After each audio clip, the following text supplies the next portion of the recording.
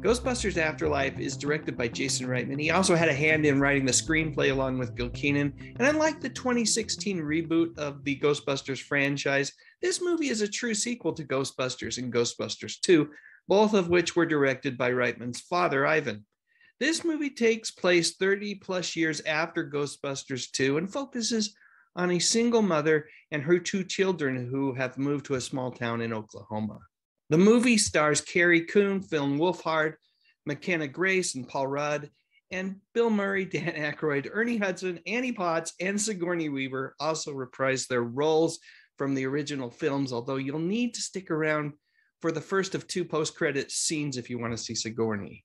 I must confess, the thing I was most excited to see was how Paul Rudd's character fit into the franchise, but after viewing the movie, I've got to admit that the biggest surprise for me was McKenna Grace, who plays a very smart and gifted young girl named Phoebe. It really shouldn't have been much of a surprise. I really loved her in a movie on Amazon Prime called Troop Zero that also stars the very funny Jim Gaffigan. Anyway, the entire cast in this movie is really good. Nobody feels like they're being shoehorned into a film where they don't belong. I have heard that some folks feel that the first 30 minutes or so of the movie is a bit slow, but you know what? That's time well spent getting to know Phoebe and her family. Of course, her family is the connection to the old Ghostbusters team, but I don't want to give too much away. Every surprise in this movie is well worth waiting for. Just like the original Ghostbusters, there are some genuinely scary moments in this film.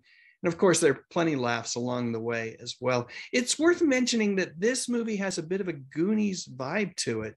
Clearly, director Reitman not only has a soft spot for his father's original Ghostbusters movies, but many other iconic films of the 80s as well. End of the day, I really enjoyed this flick. I will go on record as saying that I like the 2016 reboot as well, but this one was way more special for me. And I'm not ashamed to admit that there's a moment towards the end of this film where I had to lift my glasses up and wipe away a tear or two. Anyway, using a 4-star rating system, I give this movie all 4 stars.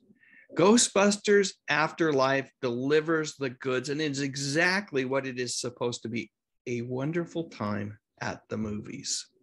All right, now it's your turn. Please feel free to share your thoughts in the comment section. And while you're at it, I'd love a thumbs up if you enjoyed this video, and I would be absolutely honored if you would consider subscribing to my channel, where I mostly talk about music, movies, and television from the 50s, 60s, 70s, and 80s. You know, the good stuff.